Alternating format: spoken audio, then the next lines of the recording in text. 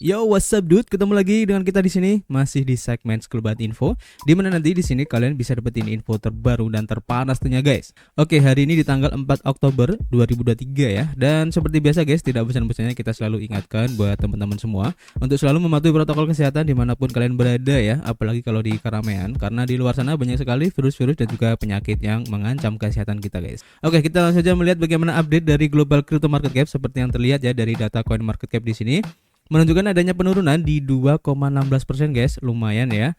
Dan tentu saja ini adalah efek kontribusi dari Bitcoin dan juga teman-teman nongkrongnya di sini guys. Dalam waktu 24 jam ini Bitcoin mengalami penurunan di 1,4% dan untuk Ethereum juga turun di 2,3% ya. Disusul oleh BNB 2,14% untuk penurunannya. Untuk SRP cukup bagus guys, hari ini diawali dengan kenaikan di 2,2%. Ini cukup bagus ya. Disusul oleh Cardano ini juga merah, Dogecoin juga merah ya. Untuk Tron ini masih sideways meskipun bisa dibilang hijau ya. Dan rata-rata kalau kita lihat di sini tampaknya untuk pergerakan dari altcoin ini tidak terlalu seragam ya. Contohnya seperti Bitcoin Cash ini turun di 9%, kemudian ada yang hijau juga ya. Dan beberapa di antaranya memang kebanyakan merah guys, dan pergerakannya rata-rata ada di 2-3% guys ya. Kemudian kalau kita lihat di sini untuk perubahan yang terjadi ya dari pergerakan harga Bitcoin itu sendiri terlihat dari chartnya untuk time frame daily-nya. Untuk close candle kemarin ini merah dan setelah pergantian candle langsung turun ya, mencoba untuk retest kembali ya di harga sekitar 27.000 guys. Dan menurut saya ini wajar-wajar aja ya, karena kemarin juga sudah mengalami kenaikan yang cukup lumayan dan sudah mencoba retest di 28.500 guys. Jadi pasti sudah banyak para investor yang mengambil profit dari kenaikan tersebut guys. Dan kita tunggu aja, semoga untuk kenaikan ataupun tren bullish dari Bitcoin ini akan berlanjut guys, dan koreksi ini wajar ya, dan bisa kalian jadikan sebagai tempat untuk mengambil posisi DCA ya. Ini cukup bagus, kalian tunggu aja di sekitar harga 27.000 guys. Oke, kita akan update lagi nanti untuk pergerakan harga dari Bitcoin ini, dan kita langsung menuju ke informasi yang pertama ya. Kita lansir dari harian Cointelegraph guys. Di sini diinformasikan bahwa hakim ini menolak mosi dari SEC untuk mengajukan banding ya atas putusan Ripple guys. Nah, ini menarik ya. Jadi hakim Pengadilan Distrik Analisa Torres menolak mosi SEC untuk mengajukan banding dengan menyatakan bahwa regulator tidak menunjukkan alasan substansial untuk perbedaan pendapat. Hakim Pengadilan Distrik Analisa Torres telah menolak mosi Komisi Sekuritas dan Bursa Amerika Serikat atau SEC untuk mengajukan banding atas kerugiannya terhadap Ripple Labs, perusahaan yang bertanggung jawab untuk menerbitkan SRP token ini.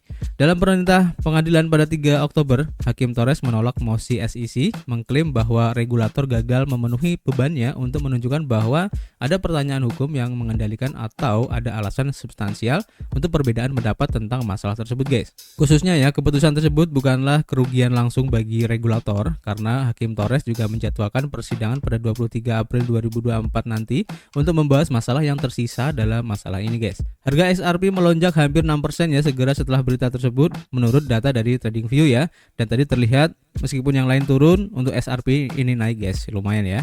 Jadi pada 13 Juli ya, Hakim Torres memutuskan sebagian mendukung Ripple, menyatakan bahwa penjualan retail token SRP ini tidak memenuhi definisi hukum dari sekuritas. Namun pengadilan menemukan bahwa Ripple telah melanggar undang-undang sekuritas dengan menjual token SRP secara langsung kepada investor institusi guys. Pada bulan Agustus, regulator bergerak untuk mengajukan banding atas keputusan ini dengan alasan bahwa ada alasan substansial untuk perbedaan pendapat tentang hukum yang ada guys.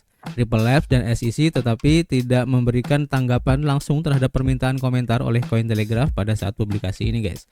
SEC pertama kali mengajukan penggugatan terhadap Ripple, CEO Brett Garlinghouse dan salah satu pendiri Chris Larsen pada Desember 2020, mendorong banyak bursa untuk menghapus token SRP untuk menghindari potensi masalah hukum guys. Menyusul keputusan dari Torres pada bulan Juli, banyak perusahaan kripto mengatakan mereka akan mendaftarkan kembali untuk token tersebut atau menjajaki untuk melakukannya di masa mendatang. Komisi tersebut telah menargetkan sejumlah perusahaan kripto ya dalam beberapa bulan terakhir atas tuduhan pelanggaran sekuritas, termasuk bursa mata uang kripto utama Binance dan Coinbase. Pada 29 Agustus, manajer aset Grayscale mencatat kemenangan pengadilan yang melawan SEC setelah banding yang memerintahkan peninjauan ulang aplikasinya untuk dana yang diperdagangkan di bursa Bitcoin guys. Nah, ini menarik ya, mengikuti drama dari SEC dan juga Ripple ini. Untuk lebih jelasnya, kalian bisa lihat sendiri untuk surat keputusan resmi dari hakimnya untuk lebih jelasnya ya, biar tidak terjadi miskomunikasi. Dan nanti kita akan update lagi guys untuk kelanjutan dari drama ini. Kita lanjut ke informasi berikutnya ya. Kita lansir dari harian Watcher.guru. Diinformasikan bahwa file dari Grayscale dengan SEC untuk mengkonversi Ethereum Trust ke spot ETF ini sedang dibahas ya. Jadi Grayscale Investment telah secara resmi mengajukan permohonan kepada Komisi Sekuritas dan Bursa Amerika Serikat SEC untuk mengubah trust dari ETH-nya ya menjadi ETF spot Ethereum guys. Secara khusus keputusan tersebut akan mengubah Grayscale Ethereum Trust atau ETHE yang tetap menjadi penawaran investasi Ethereum terbesar di dunia dengan aset yang dikelola hampir 5 miliar dolar guys. Selain itu, keputusan tersebut ya diambil setelah perusahaan investasi tersebut mendapatkan kemenangan penting melawan SEC di pengadilan tahun ini. Selanjutnya, mereka sekarang sedang menunggu tinjauan ulang atas pengajuan yang dibuat untuk mengubah Grayscale Bitcoin Trust menjadi spot Bitcoin ETF guys. Sepanjang tahun ini, reksadana yang diperdagangkan di bursa telah mengalami peningkatan minat dalam industri aset digital. Secara khusus, sejumlah perusahaan telah memilih untuk memperkenalkan ETF Bitcoin ke pasar secara luas. Perusahaan yang ingin memperkenalkan penawaran ini berkisar dari lembaga keuangan tradisional seperti BlackRock dan Fidelity hingga entitas aset digital guys. Sekarang satu perusahaan melanjutkan tren tersebut tetapi menawarkan aset digital yang berbeda. Secara khusus ya, Grayscale Investment telah secara resmi mengajukan aplikasi SEC untuk mengubah trust Ethereum-nya menjadi ETF spot Ethereum guys. Selain itu, keputusan tersebut diambil karena Ethereum Trust-nya adalah produk investasi terbesar dari jenisnya yang di planet ini ya, dengan aset yang dikelola senilai hampir 5 miliar dolar. CEO dari Grayscale Michael Sonnenschein menyebut pengajuan tersebut sebagai langkah alami selanjutnya dalam evolusi produk. Menurut Eric Balchunas dari Bloomberg, kami menyadari bahwa ini adalah momen penting untuk membawa Ethereum lebih jauh ke dalam batas peraturan Amerika Serikat guys. Grayscale Ethereum Trust pertama kali memulai debutnya pada tahun 2019 dan akhirnya menjadi perusahaan pelopor SEC pada tahun berikutnya.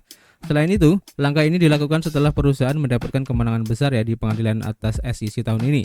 Pengajuan serupa untuk mengubah Bitcoin Trust menjadi spot ETF telah menerima tinjauan baru ya dari regulator guys. Jadi kita tunggu aja guys apakah akan disetujui oleh SEC untuk mengubah Ethereum Futures dari Grayscale ini menjadi Ethereum Spot. Ini akan cukup menarik guys ya untuk diikuti dan kita tunggu aja nanti seperti apa kelanjutan dramanya. Kita lanjut ke informasi berikutnya, kita lansir dari harian Crypto Intelligence dan di sini diinformasikan ya bahwa Coinbase guys ini akhirnya berekspansi ke Singapura guys. Jadi pada tanggal 1 Oktober Coinbase mengumumkan bahwa mereka telah mendapatkan lisensi lembaga pembayaran utama atau MPI dari Otoritas Moneter Singapura atau MAS. Coinbase sebagai bursa mata uang kripto terkemuka yang berbasis di Amerika Serikat memperluas operasinya di Singapura telah mendapatkan persetujuan regulasi yang signifikan ya dari bank sentral negara tersebut guys. Pada tanggal 1 Oktober, Coinbase mengumumkan ya bahwa mereka telah mendapatkan lisensi lembaga pembayaran utama atau MPI dari Otoritas Moneter Singapura atau MAS. Pencapaian ini terjadi 1 tahun setelah Coinbase awalnya menerima persetujuan prinsip di Singapura yang memberikan perusahaan wewenang untuk memperluas layanan token pembayaran digitalnya kepada individu dan institusi di negara tersebut. Lisensi MPI memungkinkan perusahaan yang disetujui untuk melakukan layanan pembayaran tanpa terikat oleh batas transaksi, khususnya batas 3 juta dolar Singapura atau sekitar 2,2 juta dolar guys untuk layanan pembayaran apapun dan batas transaksi bulanan 6 juta dolar Singapura atau sekitar 4,4 juta US dollar guys. Untuk 2 atau lebih layanan pembayaran tidak termasuk penerbitan akun uang elektronik dan layanan penukaran uang seperti yang diuraikan oleh MAS. Coinbase melihat ya, lisensi yang baru diperoleh ini sebagai validasi operasinya dan sebagai komitmen terhadap komunitas kripto dan Web3 yang sedang berkembang di Singapura. Perusahaan ini telah secara aktif mengembangkan produk yang disesuaikan untuk pasar Singapura seperti peluncuran Pay Now dan transfer bank Fast pada Maret 2023.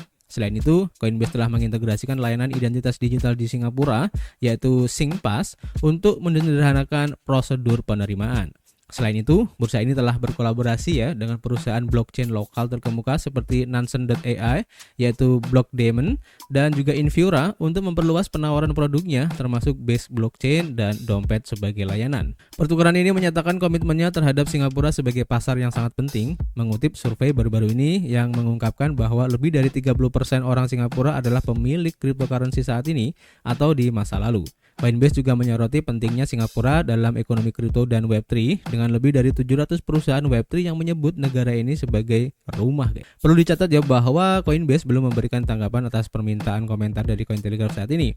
Dan perkembangan ini sejalan dengan tren yang lebih luas ya, karena perusahaan-perusahaan mata uang kripto global besar semakin berupaya mendapatkan lisensi MPI dari Singapura ini guys. Pada Agustus 2023, Blockchain.com, penyedia data dan dompet kripto, menjadi perusahaan ke-12 yang mendapatkan lisensi ini. Dan sebelumnya pada Juni 2023, Circle sebagai penerbit stablecoin dari USD Coin atau USDC juga menerima lisensi MPI mengikuti jejak bursa Crypto.com. Kerangka kerja regulasi Singapura menjadi semakin menarik bagi perusahaan mata uang kripto, memposisikan negara ini sebagai pusat yang signifikan untuk industri kripto dan Web3 guys. Nah, ini menarik ya. Kita tunggu aja guys, kira-kira Singapura ini akan melakukan inovasi apa lagi. Dan kalau kita lihat belakangan ini memang Singapura menjadi tempat yang sangat friendly banget ya untuk perkembangan kripto dan juga Web3, dan ini cukup menarik guys. Apalagi Singapura adalah tetangga kita ya, artinya ini menjadi cambukan ya buat negara kita yang lebih besar, harusnya bisa minimal mengiringi ya perkembangan zaman saat ini, dan jangan sampai kita ketinggalan terus ya.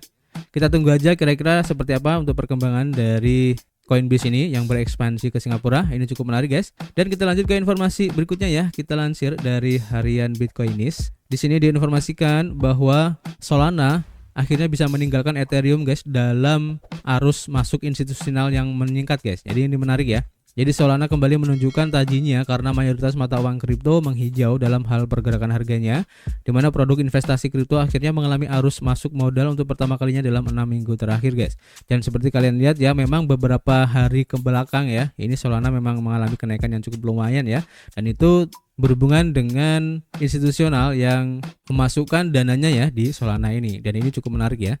Menurut laporan dari CoinShares yang baru ya, sebagian besar arus masuk ini disebabkan oleh Bitcoin karena sebagian besar pasar altcoin mencatatkan arus keluar minggu lalu. Namun saat Bitcoin mulai mendapatkan kembali momentum untuk arus masuk, Solana ini terus bersinar dan mengalahkan produk investasi altcoin dengan arus masuk sebesar 5 juta dolar guys. Solana telah melakukan perjalanan yang luar biasa tahun ini dan telah melakukan lebih baik daripada kebanyakan altcoin dalam hal minat dari investor institusi. Kripto ini terus mengulangi posisinya yang menanjak di antara para investor dengan 27 minggu arus masuk dan hanya 4 minggu arus keluar tahun ini. Namun meskipun altcoin seperti Solana dan XRP juga mengalami arus masuk dalam beberapa minggu terakhir, Ethereum khususnya ya telah berjuang untuk mendapatkan momentum dari institusi ini guys. Data dari CoinShares mengungkapkan minat investor terhadap Ethereum agak rendah. Meskipun Ethereum masih menjadi platform dominan untuk DeFi dan kontrak pintar, produk investasinya mencatat arus keluar sebesar 1,5 juta dolar minggu lalu, melanjutkan tren arus keluar selama 6 minggu berturut-turut. Altcoin lain seperti Litecoin, XRP, dan Tron tidak memiliki arus masuk ataupun keluar yang bersih, tetapi produk investasi Bitcoin Short dan juga multi aset juga mencatat arus keluar masing-masing sebesar 1,5 juta dolar dan 1,4 juta dolar. Laporan dari CoinShares ini mengaitkan arus masuk ke Bitcoin sebagai reaksi terhadap kombinasi momentum harga yang positif ya, dan kekhawatiran atas harga utang pemerintah Amerika Serikat, mengingat sebagian besar arus masuk di akhir minggu ini. Di tengah pengaruh ini, Solana telah melihat pertumbuhan dalam aspek lain dari ekosistemnya yang mungkin telah menarik investor institusional. Pertama, Solana memiliki salah satu kinerja TVL terbaik atau Total Value Lock dalam beberapa bulan terakhir ini guys, menyalip Ethereum dalam hal pertumbuhannya. Data dari DeFi lama menunjukkan nilai total Solana yang terkunci baru saja mencapai level tertinggi baru ya dari tahun ini sebesar 336,77 juta dolar guys. Dan ini mewakili pertumbuhan 64% dari TVL 205,11 juta dolar pada awal tahun. Data dari CoinMarketCap menunjukkan Solana telah mendapatkan keuntungan paling banyak ya dari momentum bullish yang sedang berlangsung di pasar kripto yang lebih luas, dan hasilnya Solana berhasil menyalip Dogecoin dan juga Cardano untuk menjadi kripto terbesar ke-7 berdasarkan kapitalisasi pasarnya. Pada saat artikel ini ditulis, Solana telah meningkat sebesar 24,13% dalam jangka waktu 7 hari, dan pergerakan harga Solana ini mendekati resistensi di 24,5 dolar yang dapat memaksa koreksi turun lagi guys. Jadi kita tunggu aja guys, apakah kenaikan dari harga Solana ini akan terus berlanjut atau bahkan akan turun lagi. Ini cukup menarik untuk diikuti ya, karena melihat performa dari Solana ini beberapa hari yang cukup meyakinkan guys ya. Kita lanjut ke informasi berikutnya. Kita lansir dari harian Benzinga. Diinformasikan bahwa Honda guys ini berupaya untuk meraih konsumen dengan ekspansi dengan pembayaran kripto guys. Nah ini menarik ya. Jadi Honda ingin menawarkan peluang baru bagi konsumen di seluruh dunia, di mana Honda Motor memperluas opsi pembayarannya guys. Dan Honda sekarang memiliki daftar sekitar 46 mata uang kripto yang dapat diterima untuk pembayaran. Nah ini menarik ya. Bermitra dengan sistem pembayaran blockchain FCFP sehingga memungkinkan untuk membeli produk Honda dalam berbagai kripto termasuk Ripple dan Dogecoin. Mata uang lain diterima termasuk Bitcoin, Ethereum, Binance Coin, SRP, Dogecoin, Shiba Inu, dan masih banyak lagi guys. Baru-baru ini ya, tim proyek Web3 dari Partai Demokratik Liberal yang berkuasa di Jepang merilis buku putih atau white paper yang menampilkan proposal yang bertujuan untuk memperluas industri Web3 di negara tersebut. Negara ini juga mengalami peningkatan dalam pendanaan kripto untuk perusahaan rintisan. Pada acara penyambutan Formula One Honda dan Red Bull di Tokyo, Honda meluncurkan NFT edisi terbatas yang baru di Jepang bekerjasama dengan Animoca Brands di Jepang. Animoca Brands Jepang dibentuk untuk mendukung strategi Web3 global dari para pemilik kekayaan intelektual dan konten Jepang. Produsen mobil ini membagikan NFT Honda Key kepada semua penggemar yang mengikuti undian tiket Formula One Honda dan Red Bull pada bulan September. Para peserta yang hadir dalam acara tersebut juga akan menerima NFT peringatan yang dibagikan kepada para pemegang tiket setelah acara berlangsung. Nissan Motor yang merupakan produsen mobil Jepang ya, terjun ke ruang Web3 dengan mengajukan 4 merek dagang Amerika Serikat. Unit Jepangnya diuji dengan penjualan mobil Metaverse untuk merek-merek seperti Infiniti, Nismo, dan juga Nissan. SBI Motor sebelumnya juga merangkul cryptocurrency seperti Bitcoin sebagai cara pembayaran dan Tesla telah menerima Dogecoin untuk pembelian juga. Nah ini menarik ya, kita lihat aja ke depannya kira-kira apakah brand-brand ataupun merek-merek motor lainnya ya, mungkin Kawasaki ataupun Toyota dan Yamaha yang lainnya juga ada. Ini akan mengikuti langkah yang dilakukan oleh Honda ini guys, sehingga akan memperluas ya jangkauan dari masyarakatnya dan juga akan mempermudah untuk sistem pembayarannya guys. Ini cukup menarik untuk diikuti. Dan untuk informasi hari ini cukup ya, nanti kita akan update lagi jika ada informasi yang cukup menarik ya. Dan seperti biasa, kita masih menunggu ya kritik dan saran kalian di kolom komentar. Nanti kita bisa ngobrol banyak di dalamnya. Dan tentu saja guys, kita akan ketemu lagi di informasi berikutnya. Peace.